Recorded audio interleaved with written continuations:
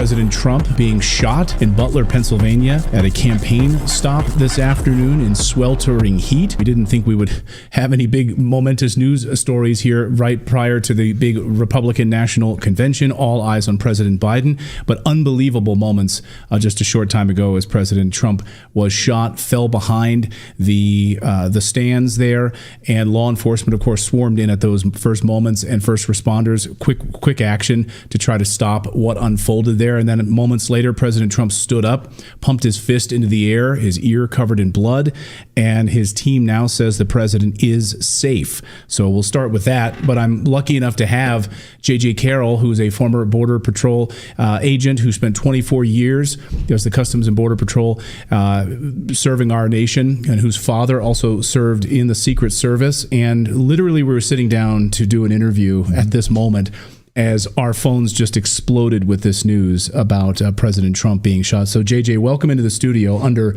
unbelievable circumstances. Well, thank you for having me. You're right. It is unbelievable. And the anger, I don't know what your phone is blowing up like mine, but what I'm feeling and being the text message is anger.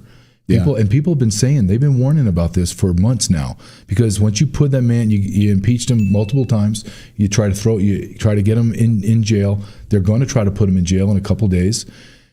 What else is there left? Just like Tucker Carlson said, and many other very large voices, the only thing left is assassination. I can't believe we're actually saying this. And I had to look at my son. You got to meet my 13-year-old son. And I said, the president was shot. And he said, what? Like, that's one of those moments, those defining moments in a person's life when you hear about an assassination attempt on a U.S. president.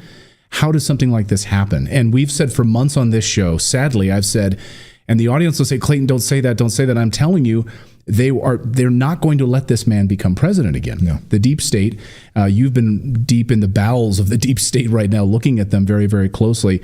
But do you think that's what this is? The deep state really does not want President Trump to become president of the United States again. I think it's logical, right? You look at what they've done to this point. That's all they had left. They were going to throw him in jail. That's going to increase his popularity. Every time they do something, it increases it. I have a warning for the left. The left thinks that this is going to hurt him in some way. You just galvanized all of us. We're never going to step away from this man. We're behind him 100%.